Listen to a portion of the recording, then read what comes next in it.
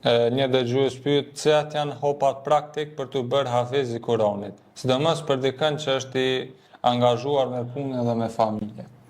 Allah shpërbleft, për të bërë hafiz i Kuranit është një mrekulli, është një begati. Lum ai që është hafiz i Kuranit. Hafiz i Kuranit është pra me ditë Kuranin komplet përmendsh. E nuk ka gjë më mrekulli se ti me pas fjalën e Allahut përmendsh. Mirë, po pastaj ti duhet ta praktikojsh ato. Nuk mjafton ta mësosh veç ta memorizosh, se mundesh me marrë një çep aty me vendos, edhe me prek gullën edhe s'kupton kur gjë nga ato fjalë. Ose papagalli që blen fjalët siç i dëgjon dhe i interpreton. Mirë, po të qenurit hafiz i Kuranit është begati e madhe nga Allahu, është edhe përgjegjësi e madhe te Zoti, sepse ti duhet ato çka i ke mësuar me i praktikuar dhe me ia mësua tjerëve. Pejgamberi alayhis salatu vesselam ka thënë: më i miri për jush është ai i cili e mëson Kuranin dhe ua mëson ato dhe të tjerëve. A kupton ajo? Po. Pastaj gjithë të hafizat Kuranit që i kemi, edhe shqiptar ka plot që janë, elhamdulillah që i kemi, ata tash e kanë amanet edhe me praktiku Kuranin, por edhe me, domethënë me ia mësu tjerëve.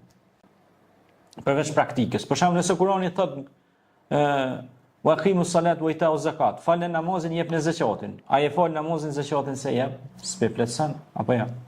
Pastaj thot Kurani nxit për më ushqy të varfrit, jetimet, njerëz nevojë. Ai nuk ka ushqy askënd. Pra është minus në praktik. Teorikisht është, po praktikisht nuk është. Pastaj Kurani thot mos i paragjykoni të tjerët, mos i lëndoni të tjerët, mos folni keq për të tjerët. Po folni fjalë të mira. Kaulen hasana, thot Zoti në Kur'an, pra flisni fjalë të mira. Fjala e mirë, thot i ka rënje të thellë në tokë dhe frytet shkojnë në lartësi. Prandaj shumë ajete kuranore për shemb klasën. Pastaj thot Zoti ka dhënë urdhën të prerë me respektu nënën e babën. Wa qada rabbuka alla bil walidaini ihsan, pra ka dhënë me ihsan bamirësi. Domethënë me qenë i mirë me prindërit dhe Zoti me të sjell begati. Hafizi i Kuranit hapat për të bërë, sidomos për ata që janë familjar, mujnë me përdorë një manual, është një mundësi e mirë, për shembull me shfrytzu kohën sa të mujnë. Për shembull, nëse ti flen, po supozoj 7 orë gjumë ose 8 orë gjumë, e bën jetë një vit me fjet veç 5 orë gjumë, 3 orë më ia kushtua Kuranit. Për një vit, edhe me mësu Kuranin. Thjesht është matematikë kohore, kronometrim dhe menaxhim i kohës tënde. Dhe inshallah me lejen e Allahut do të bësh hafiz i Kuranit. Ta gjesh një hoxh i cili është edhe hafiz, shkosh tek ai një orë ta mësosh tajvidin, rregullat e këndimit të Kuranit, dhe pastaj kur të fish në tajvidin rregullat tartil, rattilil Kur'an tartila me bukurinë dhe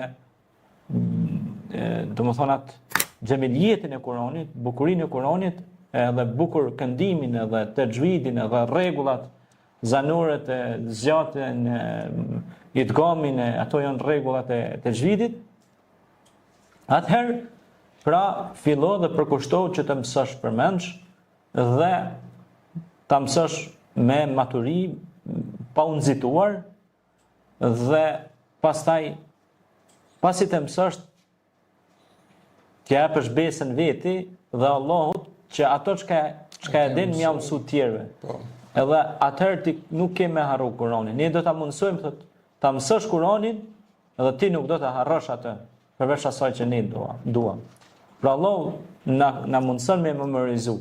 Pra kemi ndihmën e Zotit, nëse na fillojmë me mësu përmendsh Kuranin, Zoti ka më animu edhe na kena me mësu përmendsh. Unë njoh në jetën time njoh ka dhe që ndalë publikisht që kanë tregu që janë bë hafiz të Kuranit, unë njoh që edhe në mosh të thyre janë bë hafizat të Kuranit. Domethënë kur them mosh të thyre mbi 40 vjeç, mbi 50 vjeç u bë hafiz Kuranit. Domethënë ju ka përkushtuar Kuranit e ka mësu. Sepse për shemb kur ti bën njëri 50 vjet është pak më vështirë me mojt mend. Sepse truni fillon me kon pak më i dobët. Në krahasim me tric, ai riu për shemb mëson më herë. A kupton? Edhe kur ata që kanë mësu Kuranin përmendsh moshën 50-60 vjeçore, po ne që jemi 3. Na kena mundësi shumë me mësu. Veç na duhet pak përkushtim Mirë, po Kurani na mëson me kon njerëz të paqes, të dashurisë, të selamit. Na mëson me dash nënë e babë, me dash adhën tonë, tokën tonë, vendin tonë, gjuhën tonë. Dhe gjitha këto të mira, pra që i kemi nga Allahu.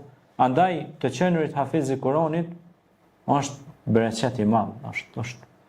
Për shembull, nëse një lagje ose një qytet e ka një hafiz Kurani, a e dini si çaja lagje, çaj qytet është krejt i ndritshëm. Aty është një dritë. Imagjinoni mos me kone e dritë si duket ai qytet ose ai fshat ose ai lagje, në errësirë totale. Pse është dritë? Sepse është një Kur'an që flet, është njeri, nuk është libër, po ai ka këtu. Dhe ai e flet ato, dhe ai e këndon, dhe ai mëson tjerëve. Subhanallah. Kjo është begati e madhe. Andaj ju këshilloj të gjithëve, po përjashtim, filloni të çoni fëmijët në mësimin e Kur'anit. Mos u tutni se po ju jesin po bo mjekë, inxhiniera, fizikonta, dhe ato kanë më bo me emrin Zotit. Për shembull, mu po flas të vetja ime 2 mastera, fakultete, nuk ka pengu kur gjë me mësu Kur'anin, a kupton? Veçam kanë ndihmu më shumë sepse nga ligjet e Kur'anit i ka mësuar dhe ligjet e jetës.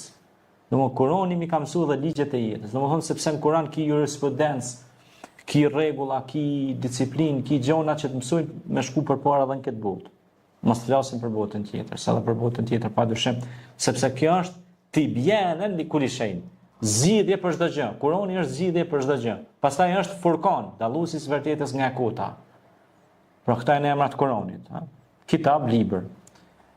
Furqan, dalluesi i vërtetës nga e kota. Tibyan, zgjidhje për çdo gjë, ha?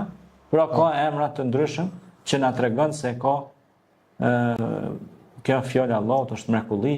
Prandaj kush e mëson mrekullinë e Allahut, fjalën e Allahut, Allahu ka më dhënë shpëtim në këtë botë dhe në botën tjetër, dhe ka me pas hajër krejt moholla, krejt lagja, krejt qyteti, krejt fshati, krejt vendi për atij hafizit Kuranit.